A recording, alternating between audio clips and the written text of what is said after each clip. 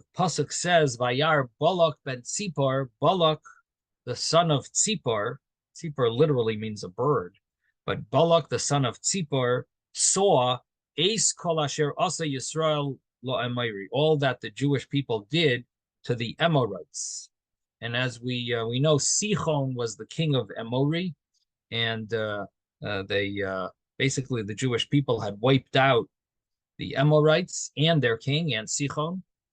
And Balak, the son of Tzipor, saw everything that the Jewish people did to the Amori. And then comes the next verse where it says, "Vayogar Moav mipnei ha'am," the Moavites became afraid before the nation. Ma'oid, very much so. Ki Ravhu, because it's so many. Vayakotz, and they became disgusted. Moav, the Moavites became disgusted mipnei bnei Yisrael, from before the Jewish people. And basically what this boils down to is that the Moavites are afraid. We just wiped out the Amorites, and who might be next is the Moavites. So logically, they're afraid that we're going to wipe them out, as we're going to do to all the nations that are inside Israel.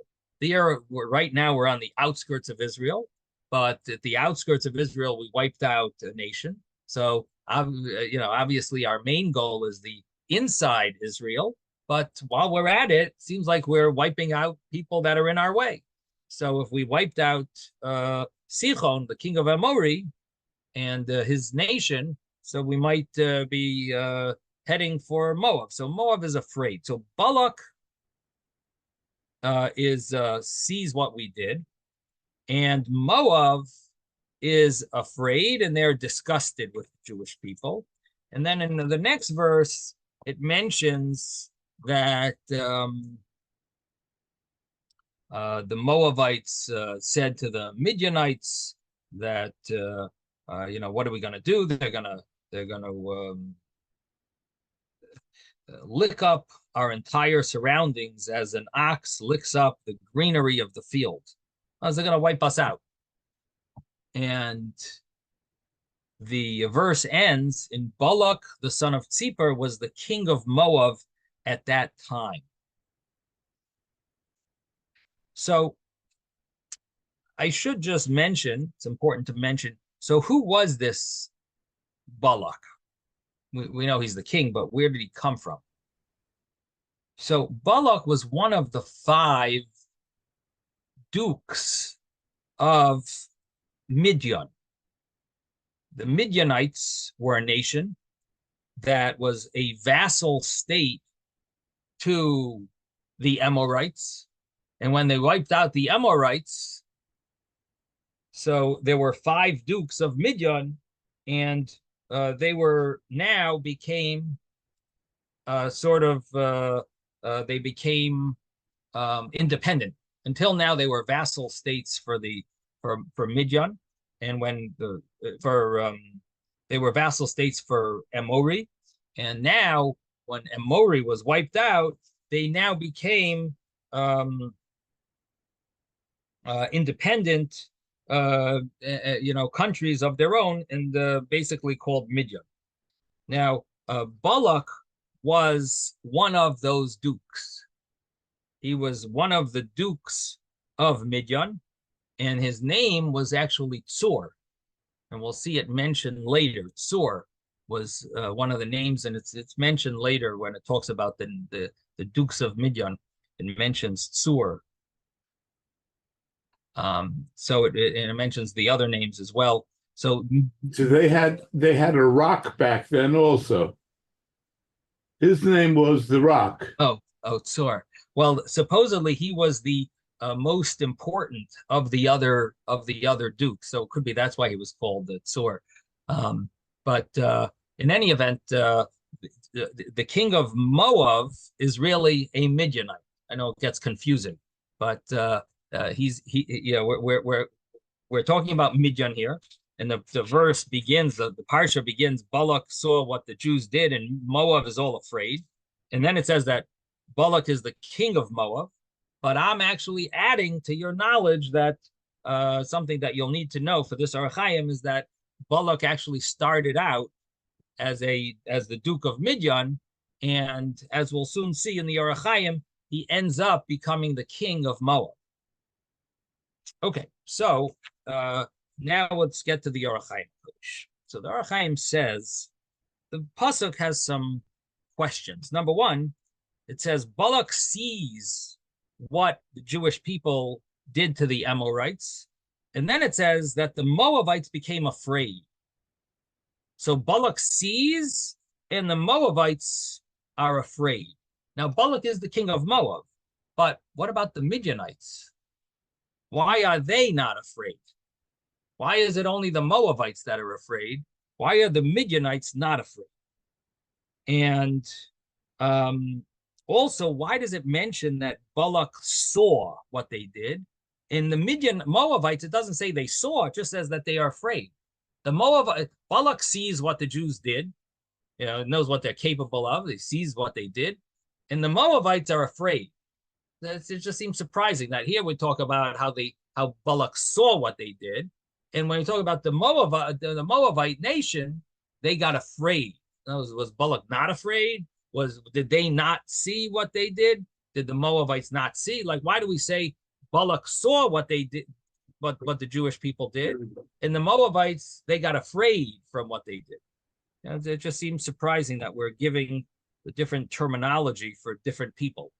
And then the other question that I touched upon was, why is Midian not afraid? Additionally, if you look at the end of the story, the story develops. It's a very I would say a sad story for the Jewish people, but the story develops into the fact that the Midianites and the Moabites, they cause us to sin, and ultimately many Jewish people die from sinning. In other words, they entice us, they trick us into sinning, into sinning with a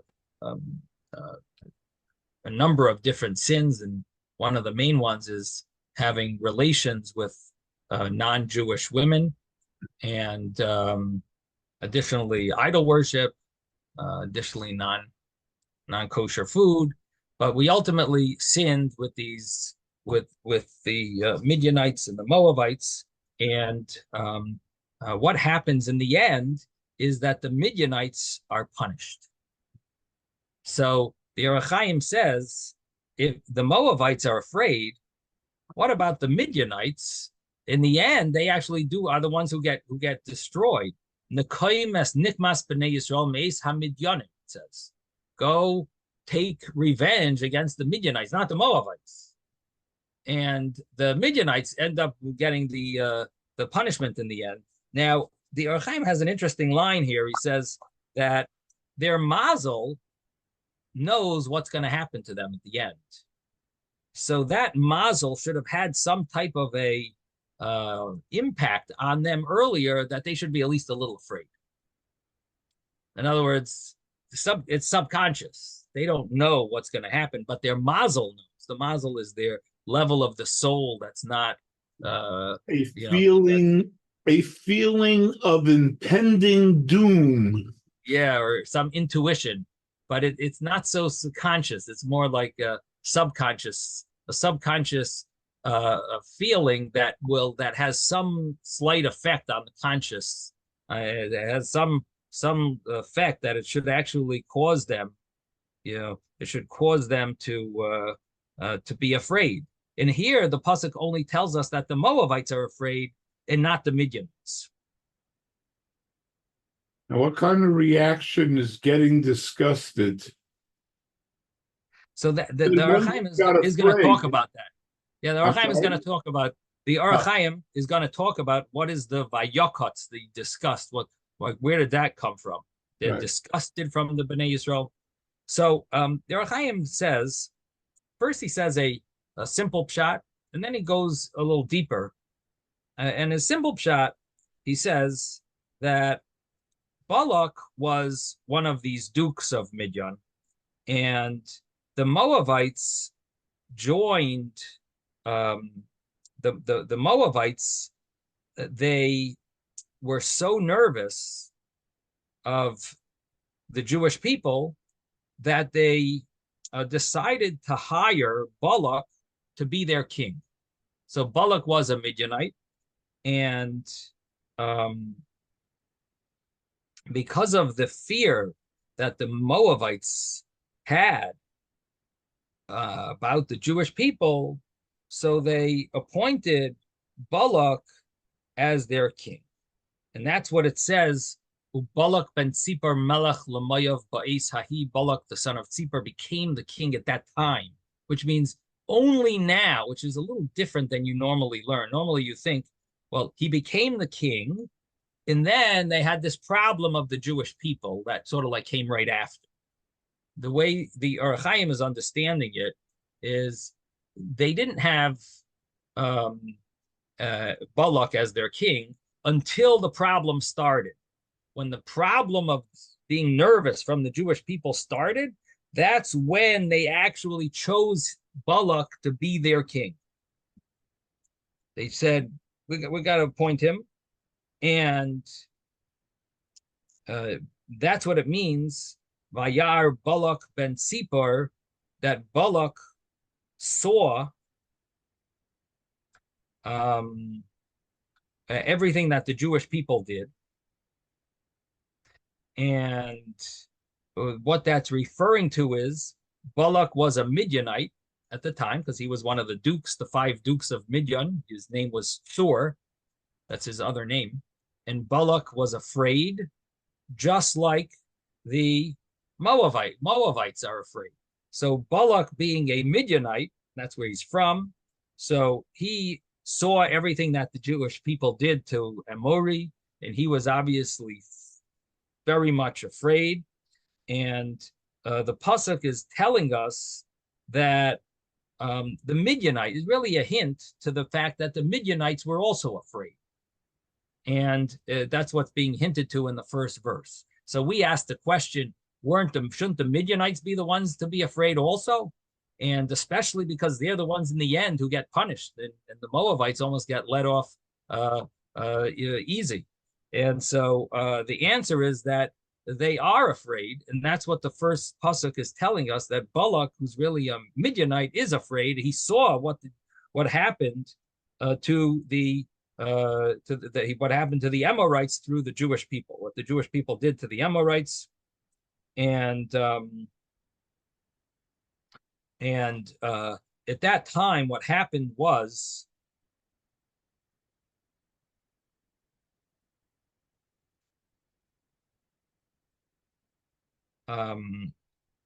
Moab and Midian were enemies. And when Sichon was wiped out, the Midianites became extremely frightened because Sichon was the vassal state that they were, that Midianites were connected to. And if they got wiped out, so you can imagine the awe that the Midianites had. And because Sichon Amori, the king of Amori, was the superpower, and they got wiped out from the Jews. Now, then it mentions that the Moabites also were afraid, and that's what it says in the other verse, that Moab was afraid because of the Jewish people. Now, what happened? So we basically have 2 verses. One verse talks about Balak, and what it's implying is Midian is afraid. And the other verse talks about Moab, that they're afraid. So we have 2 people that are afraid, 2 nations that are afraid. So what's the verse really telling us? Verse is telling us that, these 2 nations were fighting each other. And there is a pasuk in Parshas Vayishlach, in the beginning of the Torah, where it talks about the Edom king who Hamakeh es Midian b'stei Moav, it says. That one of those kings, it mentions a whole list of kings, the end of Parshas Vayishlach, that these are the kings of Edom. That Edom had a number of a dynasty of kings that before the Jewish people had their king, Shaul HaMelech, before we had our kings, there was a dynasty of Edomite kings, and one of them was Makes Midyan b'stei Moav. He smote Midyan in the fields of Moab. And the understanding there is that Moab and Midyan were fighting, and the Edom king helped out Moab, and they destroyed somewhat. So they won over Midyan. They killed out a lot of Midyan. So they were Makkah. They smote Midyan in the fields of Moab. So there was a big fight. So Moab and Midyan were always fighting. And here, what's going on? They're gonna make peace because we see that number one, they're hiring Balak to be their king, and number two, they're asking advice. So, how did this happen? So the answer is that the Medrash is a parable. The parable is that there were two dogs that they were always fighting. And then a wolf came and attacked one of them. And so the other dog said, let me protect the dog, even though I normally fight with him, because if I don't protect him, then the wolf will kill that dog today, and I'll be tomorrow's meat. And therefore, better I should go and help out the dog and help out my enemy. And this way we can fight our common enemy, the wolf.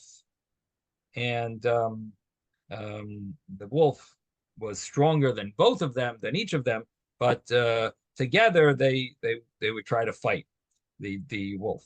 So the same thing is Moab and Midyan, their common enemy is the Jewish people. And so even though they're enemies themselves, but they said, let's at least join together to fight our common enemy. Yes, Mordechai. Yeah, I'm kind of reminded of before, like when the Iraq War broke out, the Gulf War broke out. There was an editorial cartoon that showed before the war, and it showed President Bush, and he had a portrait of Saddam Hussein next to him, and saying, "My enemy's enemy is my friend." Then it showed afterwards he takes down the portrait of Saddam and puts up Assad and says, my enemy is my friend."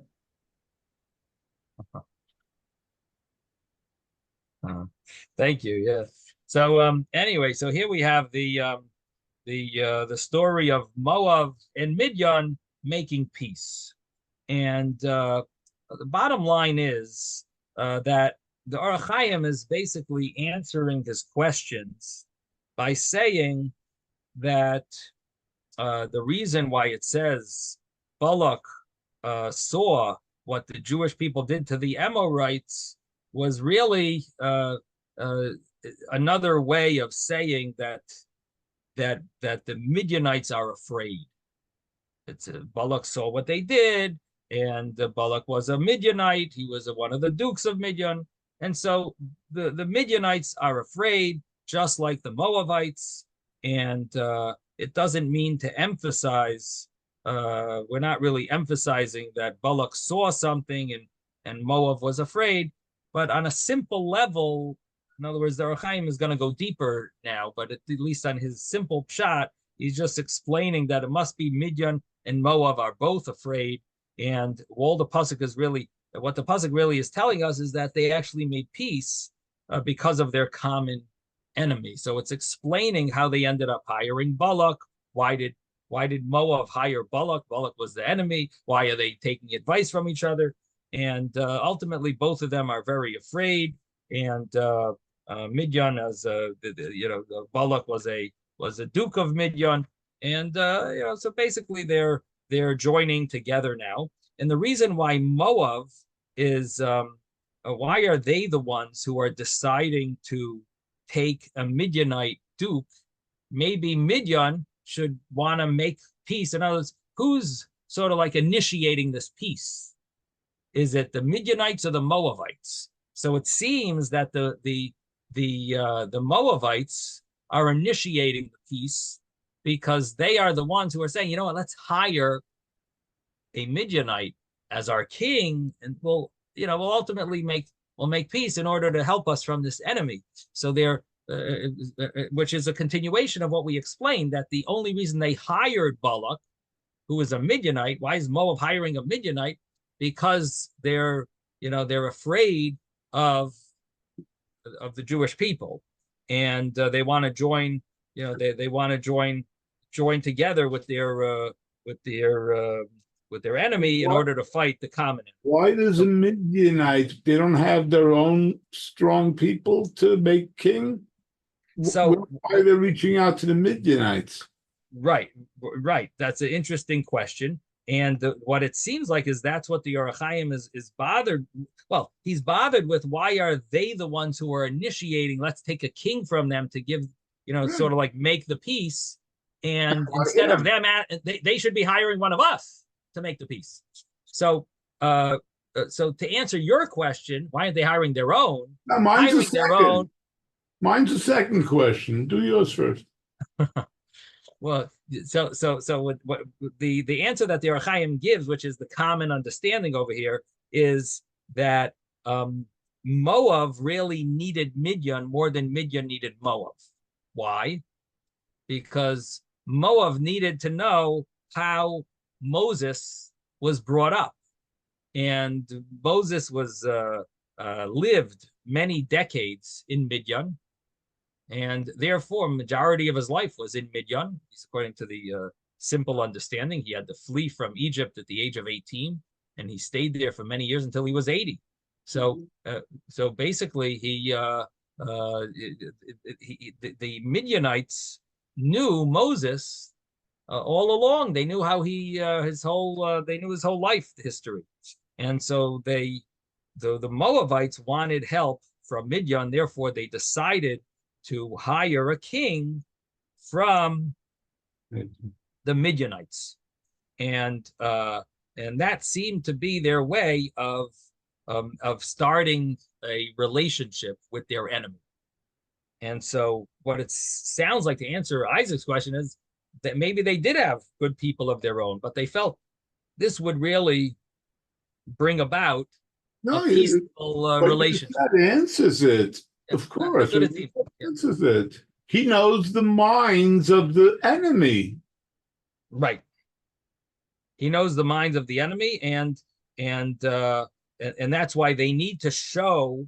They need to humble themselves before Midian more than Midian needs to humble themselves before. That's the way he words it. Sun Tzu's first rule of law. Of war. Uh-huh. Very famous Japanese general. Uh-huh. So now comes the deeper approach. And the deeper approach is that there is a purpose in the fact that it says Balak saw what the Jewish people did to the Amorites, because Balak was a sorcerer. And the sorcery that Balak used was a type of sorcery called Yedoini. And Yedoini, at least the way Rashi says in Chumash Vayikra, Rashi says that Yedoini is taking a bone of an animal called Yadua and putting it in your mouth and speaking.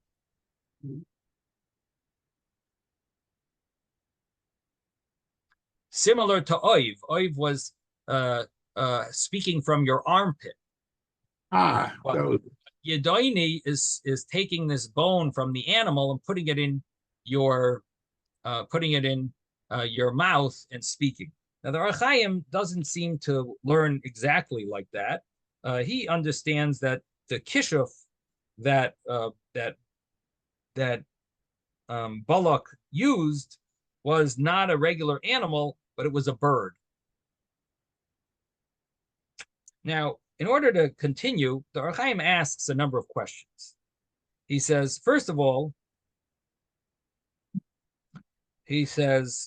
number one, you would think it would say Balak heard what the Jewish people did to the Amorites. It says that he saw what they did to the Amorites.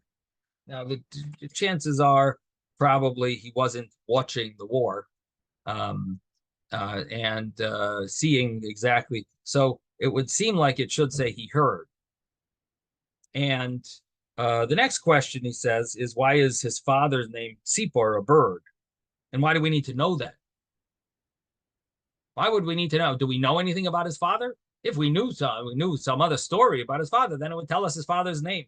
But here it's telling us his father was Tzipor. Like, what is that changing anything in our information that we need to know? If we don't know anything about his father, it'd be about Tzipor, not before, not after this. Doesn't tell us any much about his father or anything about his father. And additionally, why does it say Ace Kol? It says two extra words there, that all that the Jewish people did to the Amorites. It doesn't say what the Jewish people did to the Amorites. It says Ace Kol, which are really two extra words. And also that what is this? And this was Isaac's question about Vayokots, that what's this Vayokots, that they became disgusted. First, it's they're afraid, they're awed before the Jewish people, and they're disgusted.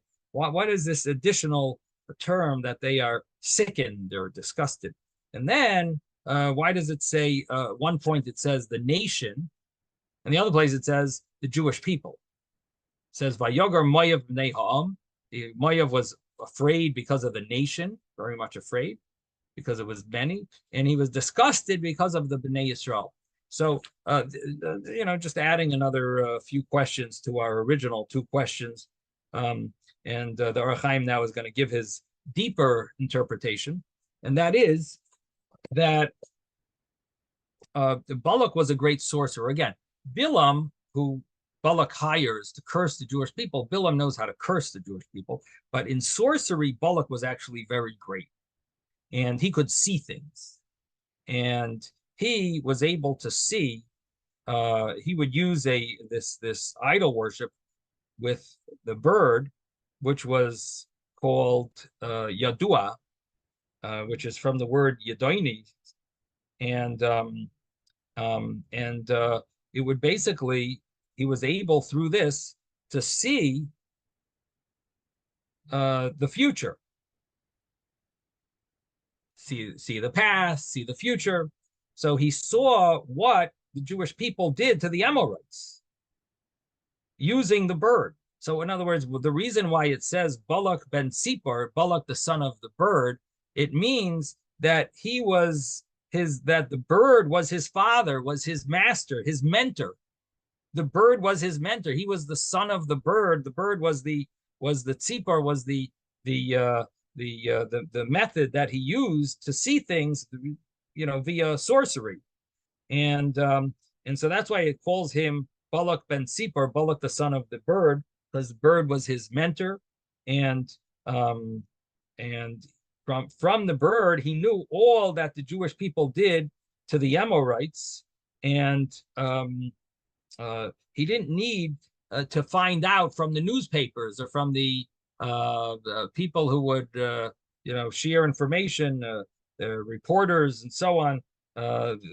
He knew it all, and the Ohr Hachaim says it's possible he knew it even before the Jewish people wiped out Amori. Balak saw from his sorcery, he was able to see the future. Now, and that would be why it says, that would be the purpose of it, because if he just found out afterwards, what benefit does it do if he saw through his idol worship what happened? He could have read the newspaper and seen what happened. So if he's seeing it before, that's actually more valuable. And so that's what it means. Balak, by his mentor, by the son, by his mentor, the bird, he saw even in advance everything that the Jewish people did to the Amorites. And it says everything, which includes all the details. Like he saw every detail of what the Jewish people did to them, down to the bottom of every small trivial detail of it. And it says he saw the word, it uses that extra word, ace call, extra two words really. So one of them is to tell us he saw every detail, and the other is to tell us that he saw that there's another nation who's also going to be wiped out, and that would be the nation of Midian. He saw that Midian is also going to have the Jewish people are going to defeat Midian. And that's the hint from these extra two words. Now, according to this, he basically understood that the Jewish people are fighting the Amorites and they're going to win. They're going to fight the Midianites and they're going to win. And he might have even seen, the Ohr Hachaim says, he might have even seen that Moab is safe. Moab is not going to get wiped out here. They'll get wiped out when Mashiach comes. Machatz Pasei Moab, it says. But here, they're safe. They're safe until the end of days. So it could be that he even saw that Moab is safe. And that's actually what happened, that the Midianites were destroyed, but the Moabites didn't have any harm done to them. And the reason he knew all this was from the Kishuf, the sorcery. So now we understand why it says Balak saw, because he was the only one who knew all this from seeing. He had this vision of sorcery that he was able to see it. But it was only him, and other people might have heard things, but he was the only one who saw it because he was using the vision that he had through his sorcery. Other people might have heard about it because they heard by word of mouth. And the purpose of telling us that Balak was able to see is to explain why are they going to hire Bilam.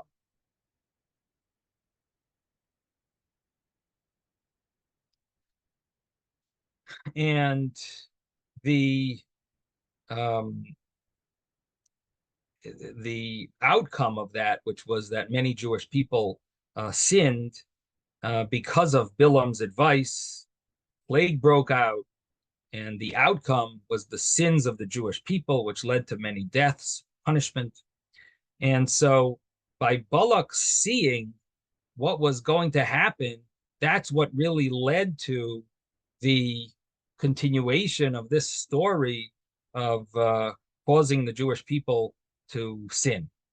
So where did it all, what was one of the main parts of this was the seeing of Balak, that Balak saw what the Jewish people did to the Amorites and what they're going to do to the Midianites.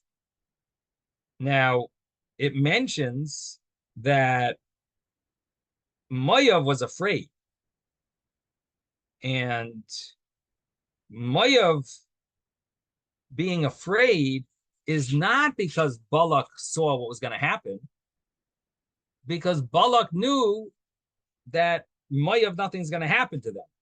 But Moab was afraid. It's not connected to Balak seeing what was going to happen, but rather Moab was nervous because they saw what happened to the Amorites, and they got nervous. Logically, they're locals. It's going to happen to them.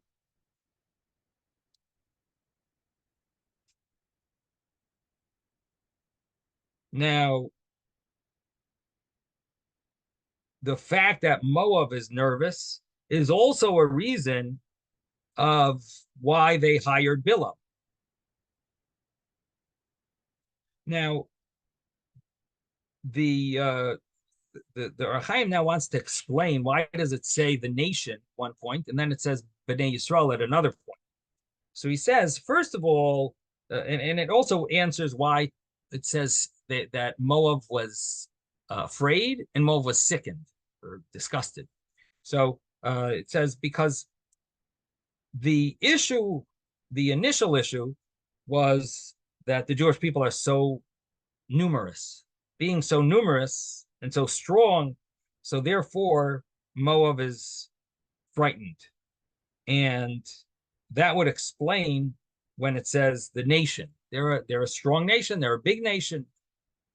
Nothing to do with them being Jewish, just happens to be with numbers. They have a substantial army that's strong and numerous, and Moab was afraid. Then it says that now, then it says that they were disgusted. Now, the reason why it mentions that they're disgusted is because from being afraid of a big army, there are solutions to such a problem. What are the solutions when you have a very large army? Hire soldiers from other armies to fight for you, to fight with you, and you'll be stronger than them. You'll be bigger than them.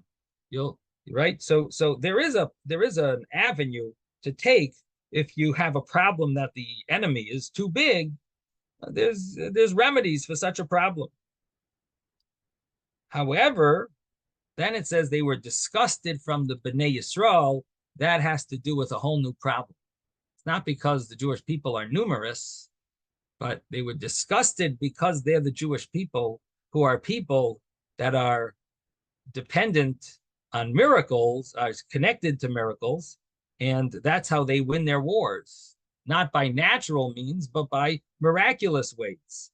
And being the Bnei Yisrael, that's why they were vayakots, that's why they were disgusted. This is a very powerful idea that the Moabites are, of course, awed just because the Jewish people wiped out the Amorites and Sichon. He's a powerful nation, a powerful king, but they're also disgusted because the Jewish people, they're very hard to, you can't really, there's no natural means to win them because they are people of miracles. And being people of miracles, they were simply disgusted because what's an avenue to win such people? There is no avenue. How do you win people of miracles? So there's no recipe for success against such a people, and so they're disgusted with them. These are people who are subject to miracles all the time. Now, because of this, Moab said, we got to make peace with Midian, and they hired Balak because they wanted to get his not only his advice, but the whole Midianite advice. They wanted to get the whole picture from the Midianites and make a plan, strategy. So they ultimately hired Bilam, and of course it had a terrible effect of death on many Jewish people. But all of these factors led to this hiring of Bilam. Because if Balak wouldn't have seen if Balak wouldn't have seen through his sorcery, he would not have known how terrible things are going to be for his people, the Midianites. In other words, what the Ohr Hachaim is really doing is taking Balak and calling him a Midianite and emphasizing how he's really nervous about his own people, even though he's now king of the Moabites, but he's really has his allegiance to his Midianite family and Midianite connections, and he's like, Balak,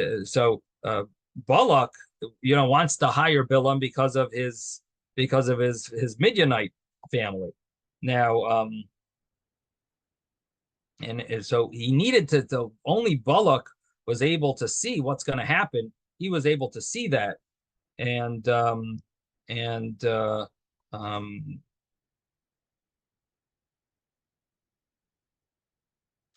he would not have been agreeable to make a peace treaty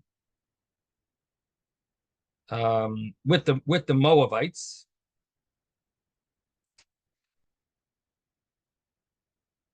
Had he not seen what would happen to him with the Midianites. In other words, he wanted to he consented to make this peace treaty because he saw what he wanted, the safety, or he would have rather just stay safe in Midian amongst his people, and he wouldn't have even become king. He wouldn't have even wanted to be their king, because there was enemies. But because he saw what was going to happen to the Midianites, that caused him to consent to be king of Moab. He'll be safe, and additionally to make this to be at peace with Moab and have this at least safe haven to be there. Now, even though they sent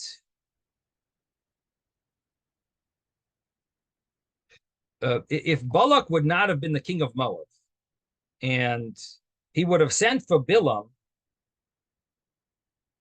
to come to Midian, so what would have happened was they would not have ended up, the Jewish people would not have ended up sinning. In other words, the Midianites were not as low, brazen, and lowly as the Moabites were, because the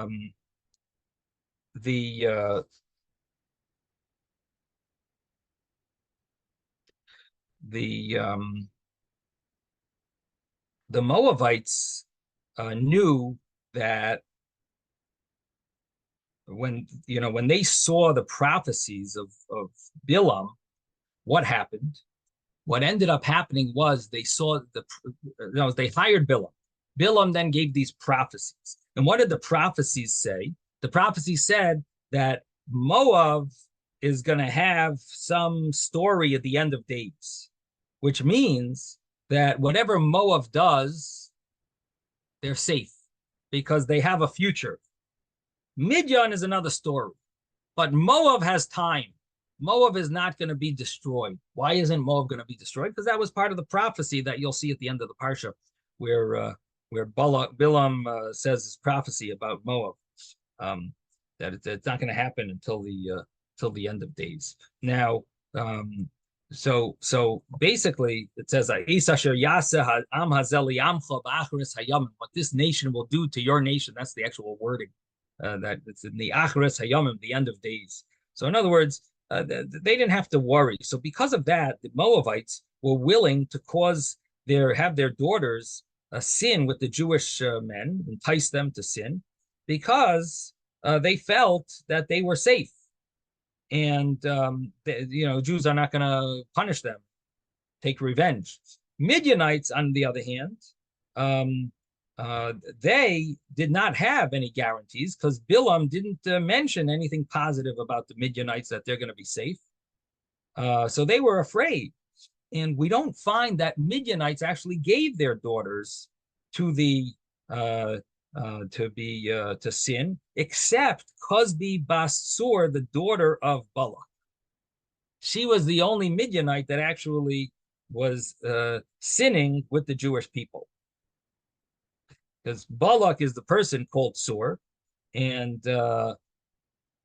the incident, the story where the Jewish people sinned and enticed by these promiscuous women, that was it only happened because Balak was in Moab, and the Moabite women were sent to entice the Jewish men. So the pasuk says Balak saw, and because he saw this, and he was willing to join forces with Moab, that were an enemy until now. And this led to, by joining forces with Moab, it led to the Moabites causing the sin with the Jewish people. So the way the Ohr Hachaim is explaining it is that the beginning of the parsha is really explaining to us how it all developed, that it had to work in this way in order to end up, bringing to bring out this sinning that the Moabites did. It wouldn't have happened if it didn't occur in the way it did.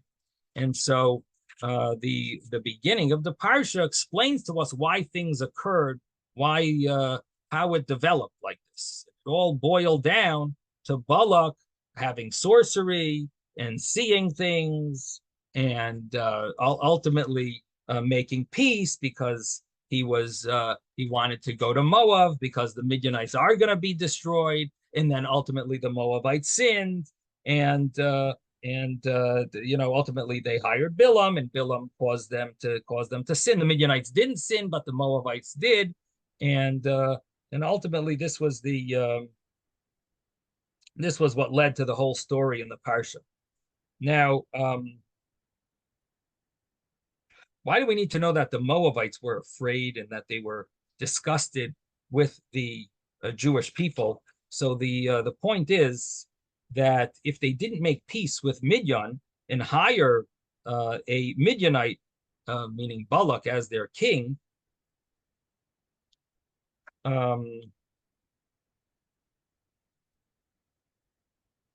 this story wouldn't have happened. We needed the Moabites to be afraid that they would want to hire Balak and ultimately make peace with Midian and hire Balak as their king, and that ultimately led to the Moabite women sinning. Now, so here,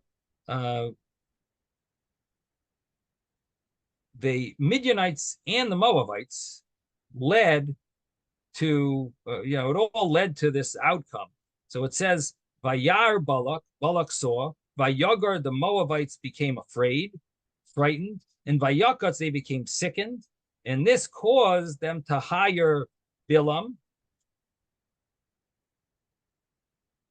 And this developed into what ended up happening. Bilam tried to curse them, that didn't work. He ultimately got them to sin, and that ultimately was what worked. So anyway, it's a long Ohr Hachaim here, but that's what this is the way he explains it. And I think a very powerful idea from this Ohr Hachaim is number one, how the Jewish people, the nations realized how we are not subject to the laws of nature, and that caused them to be more like disgusted and nervous of us, not just regular fear of war, but way above the regular fear that someone has from a strong enemy, is when the enemy is above nature. Rule is ruled by by miracles, and it sort of gives a little understanding of the fact that we, being people of that transcend nature, we should be proud of it, at least realize that we are people that don't have to always. We often think of ourselves as we often think that we're limited. We are way unlimited in any of our situations. We should never feel that we are stuck. We should always have full trust in Hashem that anything that's miraculous makes sense to happen for us. It's not like the norm is supposed to be what happens. It's the beyond norm, the miraculous. We're people that we expect miracles because that's the type of people we are. And the other idea that the nations, you just see how the nations work, where they ultimately give in to it's all about the reward that they're going to get or the punishment. Is the punishment going to happen? Oh, there's no punishment, then we can we can cause the Jewish people to sin, and we don't have to worry because the punishment's not going to happen for for who knows how long, till the end of days. So they have this logic that we don't have to worry about the punishment. It's not now. It's a very typical Goyish way of thinking, that not to think globally and not to think long term, just to think, am I going to be happy now? That's what I have to do, and that's what I want to do, and it's only about me, and it's not about my grandchildren. It's not about the future. It's a very narcissistic way of living, and that's this is the way these people do things. It's all about the now, and the Moabites and the Midianites. Why didn't they cause the Jewish people sin? Well, we might get punished. We don't have any guarantee. So it's all about, are we going to be punished? Aren't we going to be punished? Instead of thinking of what's right and what's wrong, it's all like a game. Am I going to gain a little more here, or gain a little more there? And this is, of course, a very low level of living, and low level of morals and ethics, and so that's basically the first chunk, first Ohr Hachaim on the parsha. The next Ohr Hachaim, I guess we'll start it. It says, Moab tells Midian, now the nation is going to lick up our entire surroundings as an ox licks up the greenery of the field. So Moab is nervous about the Jewish people winning, and they're telling the Midianites that they're going to destroy us. And then, of course, it ends off with Balak was the king of Moab at that time. Balak ben Tzipor was the king of Moab at that time. So the Ohr Hachaim says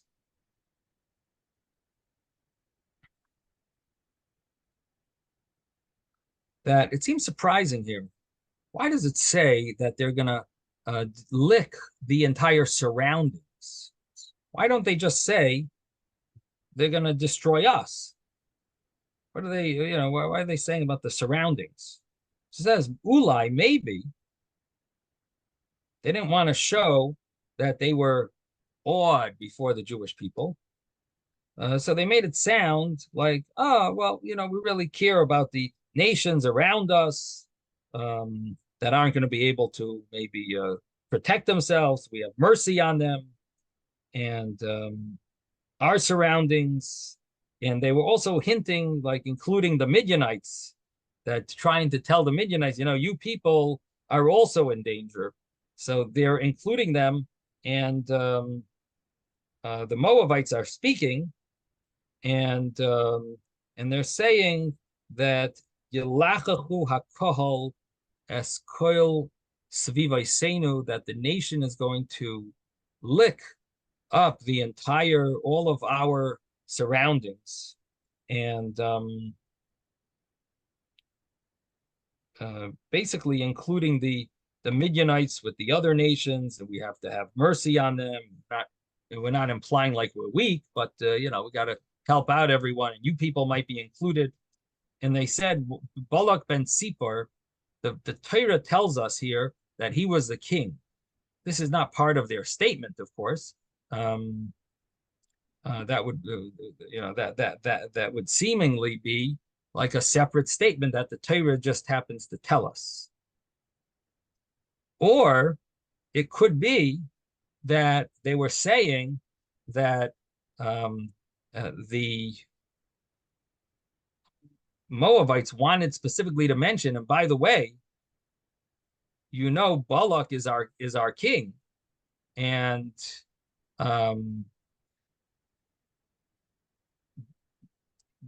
we're concerned about ourselves, but if we get defeated by the Jewish people, it will ultimately be an embarrassment to Midian as well, because your Duke is our king. And therefore, if we end up being wiped out, it'll actually be a embarrassment to you people. So it could be that they are saying, Balak ben Tzipor is a melech, is our king, is a melech l'mayav at this time, and therefore, we got to help us because we got to make sure that it doesn't cause an embarrassment to the Midianites. So that's another little insight of how their method of trying to convince Midian to really figure out what to do about this problem. Now, it also says at that time he was the king. And one of the meanings behind that is that he was not a king before the incident of Bilam or after the incident of Bilam. He is the king only at this time. Of course, before this, there was a fight between the Moabites and the Midianites. And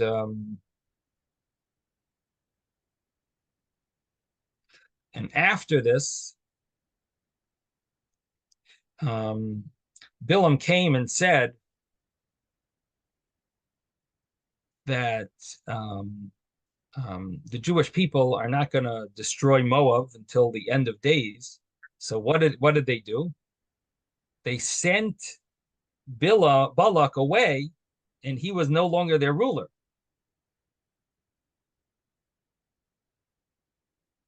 And when the Jewish people fought the Midianites, who did they kill? They killed Balak, who was with Midian. Why? Because he was no longer the king of Moab. Moab had said, "Okay, well, let's get rid of him." So when the Jewish people took revenge, they weren't fighting Moab; they were fighting Midian. And who did they kill? One of the people they killed was Thurs, was Balak. So obviously, Balak was no longer the king afterwards. So he was only a king at that time. He was only the king of Moab at that time, and once they once they no longer were going to benefit from him, they sent him away, and he was no longer their ruler. And they felt safe. We don't need him anymore. We're Moabites. We're not going to get killed now. So let him let him leave. Okay. Anyway, that's a few insights into the parsha, and I don't see you tomorrow. Have a wonderful Shabbos. Thank you, Thank Rabbi. you, Rabbi. Thank you, Rabbi. Good night, everybody.